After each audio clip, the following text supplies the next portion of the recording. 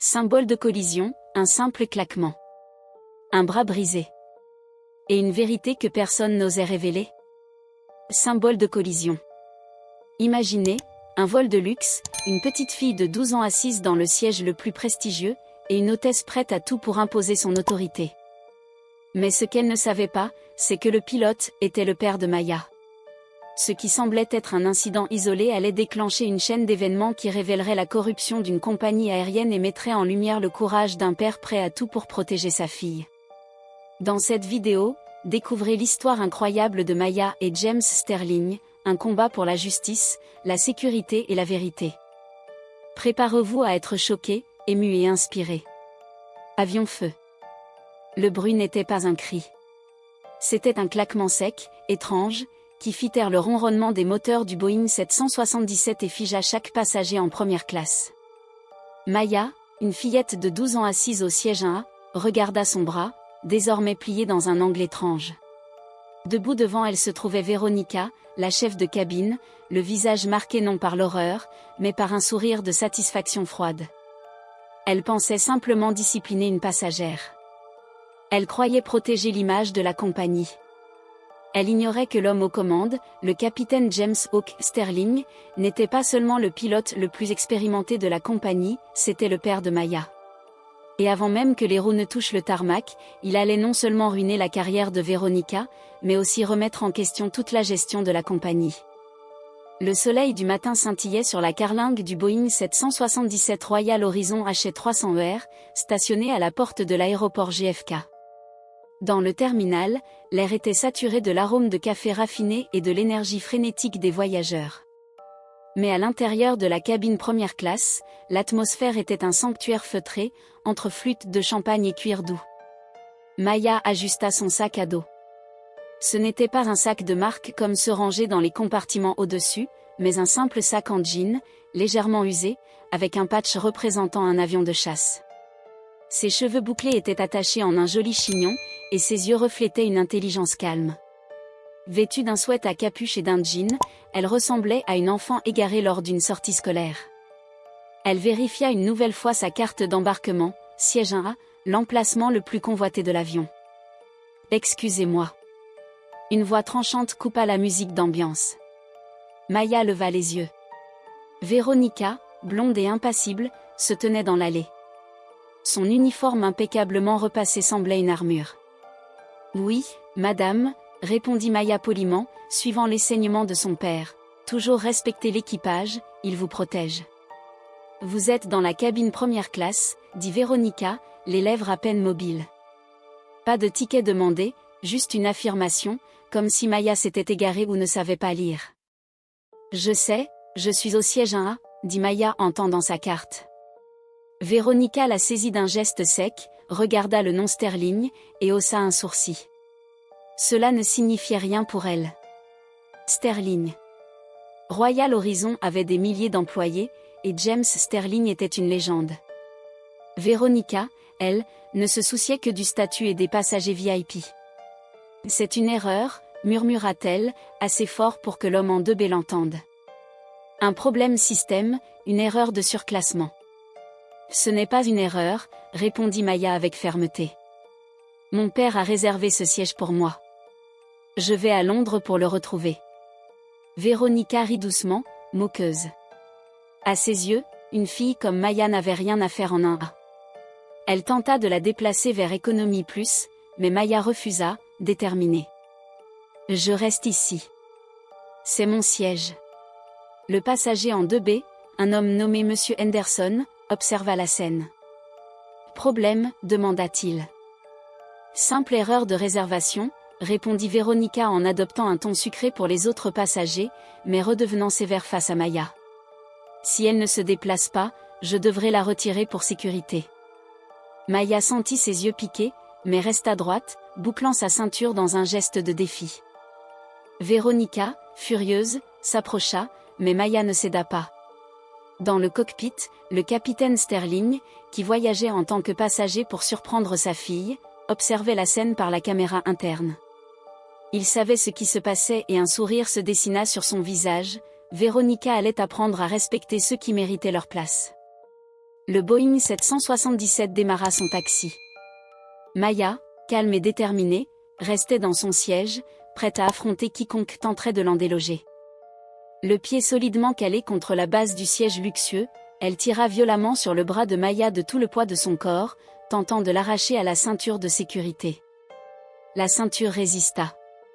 Le corps de Maya resta bloqué, mais pas son bras.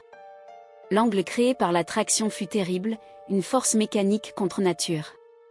Le membre fut tordu bien au-delà de ses limites naturelles. Un bruit sec retentit, semblable à une branche qui se brise en plein hiver. Le cri de Maya changea aussitôt. Ce n'était plus une protestation, mais un hurlement de douleur pure qui traversa toute la cabine. Elle criait le visage livide, son petit corps s'affaissant sur le côté, son bras pendant à un angle anormal. La peau n'était pas percée, mais la blessure était évidente, grave et insupportable. Un silence lourd s'abattit sur la première classe. Une hôtesse plus jeune cria de stupeur depuis l'allée. Un passager se leva brusquement, choqué par la scène. Il accusait à haute voix ce qu'il venait de voir. La responsable de cabine, paniquée, tenta de reprendre le contrôle, affirmant qu'elle avait seulement voulu maîtriser une passagère supposément indisciplinée. Pendant ce temps, Maya pleurait, recroquevillée sur elle-même, murmurant qu'elle voulait son père. La situation dégénérait. Un appel fut passé au cockpit, où la version des faits fut déformée, on parla d'un comportement dangereux, d'une enfant incontrôlable, d'une menace à bord. Mais dans le cockpit, un homme blêmit en entendant le numéro du siège concerné. C'était sa fille. Sans attendre, il quitta son poste. Lorsqu'il ouvrit la porte, les cris de douleur de Maya le frappèrent de plein fouet. Il avança calmement, avec une autorité silencieuse. Sa présence imposa un respect immédiat. Il ordonna que l'on s'éloigne de sa fille. Lorsqu'il vit le bras blessé, son visage se figea. Il s'agenouilla auprès d'elle, la rassurant d'une voix tremblante, tandis que les témoins expliquaient ce qu'ils avaient vu. La fillette avait été tirée de force simplement parce que l'on doutait qu'elle ait le droit d'être assise là. Les décisions furent immédiates. Trousse médicale, immobilisation du bras, retour à la porte d'embarquement. L'équipage concerné fut relevé de ses fonctions sur le champ. L'avion retourna au terminal dans un silence glaçant. Plusieurs passagers avaient filmé la scène. Les images circulaient déjà, provoquant une onde de choc. Les secours montèrent à bord. Le diagnostic fut grave, fracture complexe nécessitant une intervention urgente. La petite fille fut évacuée, son père marchant à ses côtés, le regard rempli d'une colère contenue. Les autorités prirent ensuite le relais. Les témoignages, les vidéos et les faits parlaient d'eux-mêmes. Les responsabilités furent établies. Quelques heures plus tard, à l'hôpital, le père apprit que l'opération avait réussi. Sa fille garderait son bras, mais certains rêves risquaient de s'éteindre à jamais. Alors qu'il encaissait la nouvelle, un représentant de la compagnie aérienne se présenta, exprimant de fausses condoléances et proposant une compensation financière accompagnée d'un accord de silence. Le père refusa. Calmement. Fermement. Car certaines blessures ne s'achètent pas. Et certaines vérités méritent d'être entendues. James Sterling n'avait pas regardé assez profondément. Personne n'avait compris pourquoi il avait pris un congé pour raison de stress. Thorne frotta le papier sur son genou, agacé. Éclairez-moi, dit Thorne. J'ai pris ce congé parce que je rencontrais des lanceurs d'alerte de la FAA concernant les cycles de maintenance de la flotte de cet avion, répondit James. Thorne se figea. Les jeunes avocats cessèrent de prendre des notes. Je connais le projet Skylock, murmura James. La couleur disparut du visage de Thorne. C'est une stratégie confidentielle de l'entreprise. C'est une mesure de réduction des coûts. Vous avez retardé les vérifications de maintenance lourde, d'échecs, sur 20 avions, en exploitant une faille dans le registre international. Vous faites voler des avions avec des micro-fissures sur les trains d'atterrissage pour faire grimper le cours de l'action de votre entreprise. Je ne suis pas qu'un pilote, je suis le responsable sécurité du syndicat, et j'ai tous les documents, tous les emails. Thorne se leva, claquant sa mallette. Si vous divulguez ces informations, nous vous poursuivrons pour espionnage industriel. Vous irez en prison fédérale. Sortez de mon hôpital, dit James. Et dites à Preston 20 de ne pas se préoccuper de mon procès, qu'il s'inquiète plutôt de la NTSB. Le lendemain, le monde entier découvrit la vidéo de l'accident. 40 millions de vues. Des manifestations éclatèrent devant JFK. Mais la tempête réelle se déroulait dans un petit bureau à Washington, D.C. James ne retourna pas à l'aéroport. Il se rendit au siège de la FAA avec le président du syndicat des pilotes et une pile de dossiers épaisse de 3 pouces. Il n'était pas là pour un simple incident avec une hôtesse. Il déclenchait la procédure la plus sévère, un audit d'urgence pour un danger systémique.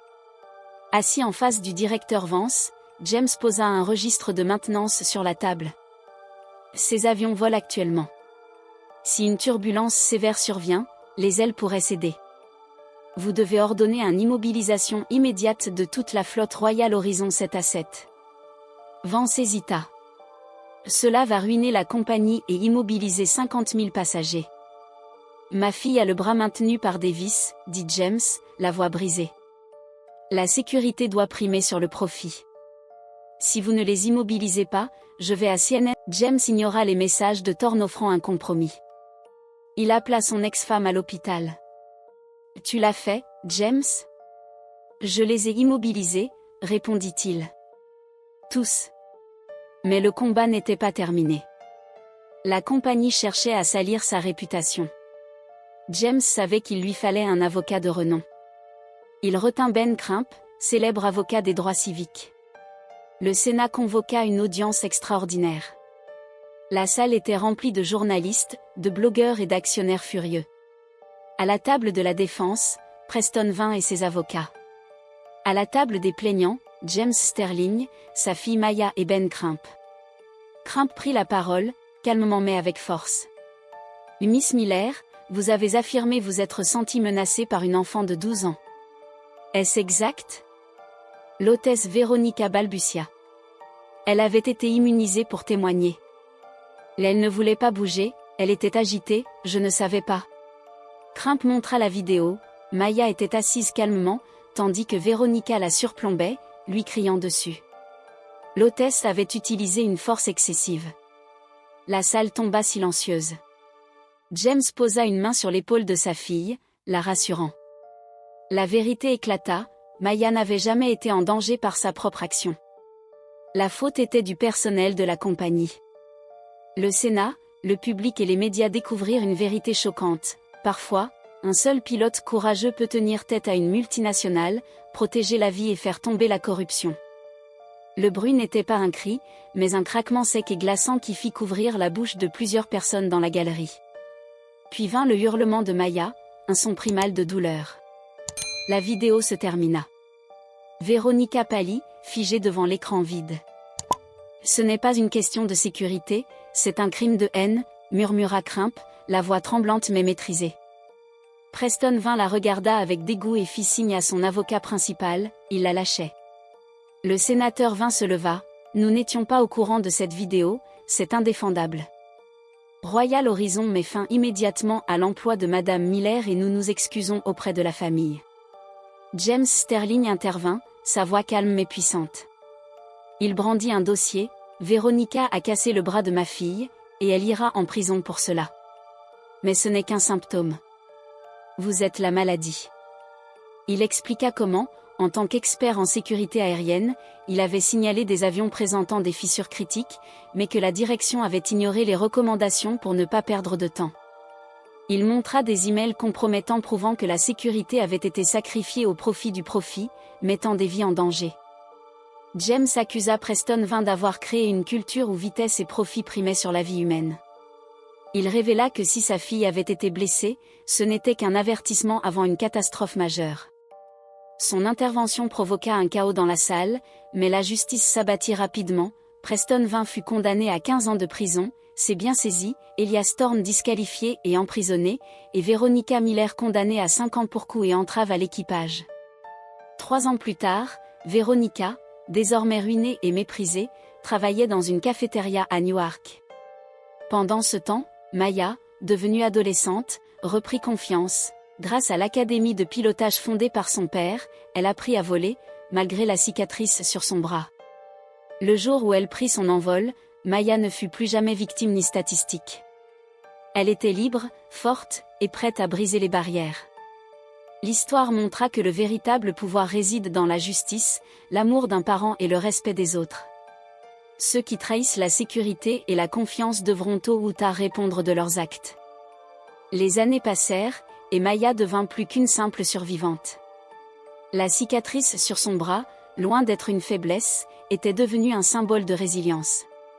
Chaque matin, en enfilant son uniforme d'élève pilote à l'Académie Sterling, elle sentait l'histoire de sa lutte s'ancrer en elle. Son père, James, veillait sur elle avec la même vigilance qu'il avait toujours eue pour ses avions et ses passagers. Mais désormais, il n'était plus seul dans cette mission. Maya, avec ses 16 ans, avait hérité de sa détermination et de son sens inné de la justice.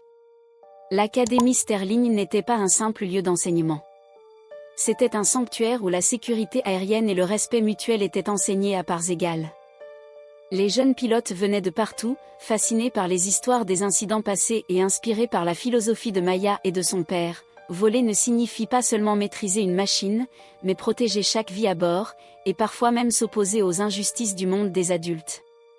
Un jour, alors qu'elle s'entraînait sur le simulateur dernier cri de l'Académie, Maya reçut un appel vidéo inattendu.